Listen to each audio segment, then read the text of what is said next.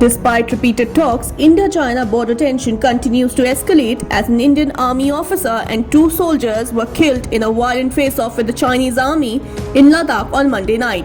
As per the official statement by the army, a colonel rank officer and 2 soldiers of the Indian army were killed in a violent face-off with the Chinese troops posted in the Galwan Valley area. Sources say no bullets were fired in the clash. Clubs and stones were instead used to attack soldiers.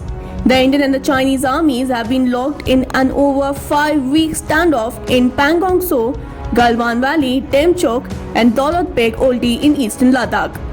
The situation in the area deteriorated after around 250 Chinese and Indian soldiers were engaged in a violent face-off on May 5th and 6th. The incident in Pangong So was followed by a similar incident in North Sikkim on May 9th. Both the sides held series of talks in the last few days to resolve the row.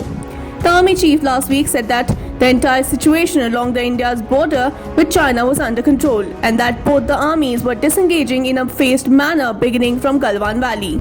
While China has issued a statement responding to the violent standoff at the line of actual control late on Monday evening, it has called on India to not take unilateral actions. The Chinese Foreign Ministry said that the Indian army violated consensus. It accused the Indian army of crossing the border twice and carrying out provocative attacks on Chinese soldiers.